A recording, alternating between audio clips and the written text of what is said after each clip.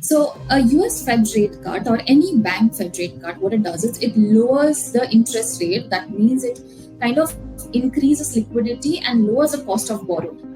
So this 50 basis rate cut will kind of, in the long term, genuinely have more inflows of FII money, because FIIs would also look at economies where they'll be able to kind of have that extra alpha in their portfolio creation.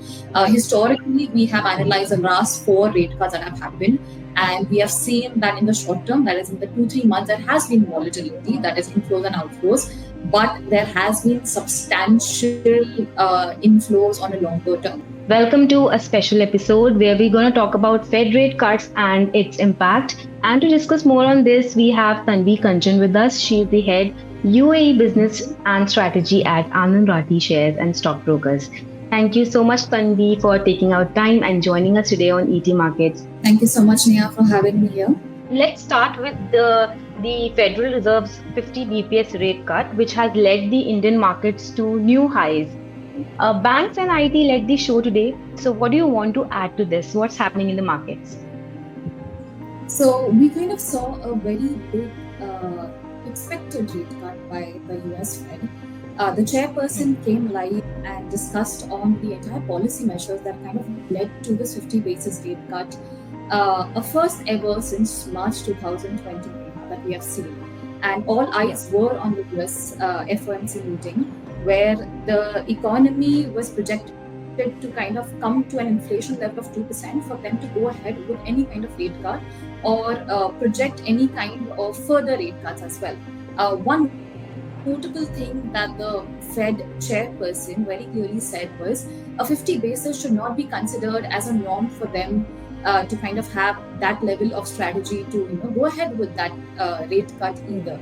So while he maintained a very cautious approach, and he also mentioned very positive factors on why they have done this 50 basis rate cut, in the FOMC meeting, it was not unanimous. A few members wanted a 25 basis rate cut as well. However, because of the inflation in the range of 2.5%, the recent labor market data also in the US that was positive, they went ahead with this rate cut. Now, coming back to Indian markets, we did see, Sensex and Nifty kind of rally, majorly by banks, IT, that kind of had that huge jump. This is notably because, somewhere IT also depends on US. Your imports and exports are also dependent over there. So that's the reason why you kind of saw that very quick fluctuation or very quick jump in these particular segments. Right. So, Tanvi, do you think that this rate cut indicates a deeper issue when it comes to the economic stress in the US because it's coming after 4 years? So, what do you want to add to this? So, if you look at the inflation data, as I mentioned, it's at 2.2%. Despite this, the average paychecks that are there, they're rising faster than expected. So, at a stress level, it is becoming somewhere extremely expensive at the job market data, at an inflation data. The economy is, so when you do a rate cut, you have to look at whether the economy is stable when you're doing a rate cut or whether there is stress in the economy when you're going ahead with a rate cut kind of a scenario. At this particular stage was a recession stage that the US was kind of trying to excuse itself kind of out of. That's another main factor that a lot of analysts, we all are kind of seeing, that whether the soft landing, what the Fed chairperson kind of called this rate cut as, is it really going to play in the long term, or is it kind of going to kind of cause more stress to the economy? Is it too late for them to start the rate cut cycle? So these are few key risk factors that are coming into place. However, the benefit that is going to be there for the US consumers is that it's going to have a very direct impact on their loan and credit card mortgages and everything. So you're going to see, because again, now we are in the range of 4.75 to 5%, you're going to see a lot of decrease in terms of your mortgage rate. You're going to see benefit or ease of different types of loan, credit card, utilities, and things like that. So it's obviously going to have more liquidity in the hands of the US consumers over there. So while the concern is very, very largely there and it is looming, however, for it to have a long-term benefit, again, we have to look at a few months in to see the benefit actually go down to the US consumers. Okay. So, Tanvi, apart from the concerns and the risks, how do you want to explain the entire Fed rate cut scenario when it comes to the equities? Because a lot of people, the general audience, do not understand these things on a deeper level. So, if you have to elaborate this in the simplest form, how would you explain it to the audience?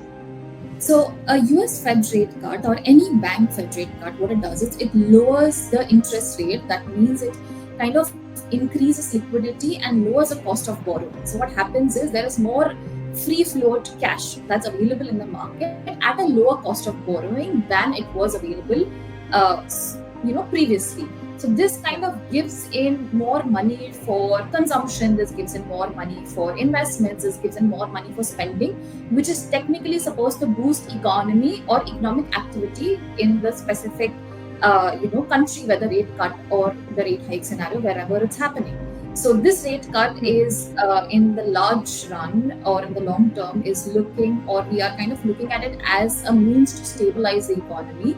And we are hoping that even if the Fed does not continue with the pace of 50 basis cut, even if they kind of have Hmm. continuation in the rate cut, this is going to boost in more liquidity, which is going to honestly have a positive effect on the equity markets in the long run. Okay, so let's also talk about the emerging markets like India. So, how will this 50 BPS cut help emerging markets? In what way? And does this mean that we can expect a rate cut in India as well?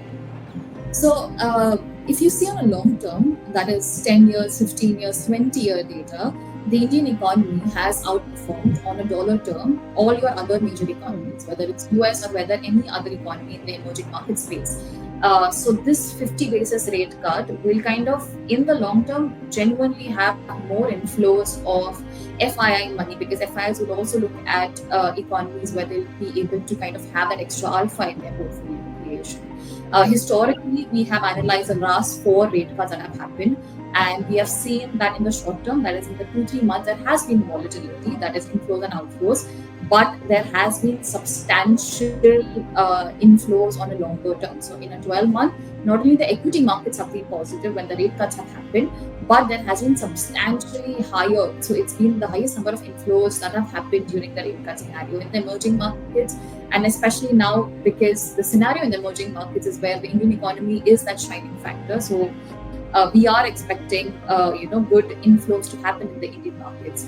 As far as RBI is concerned, now RBI may take obviously this factor of the US cutting its rate, Hmm. by 50 basis, but it's not necessarily going to follow suit.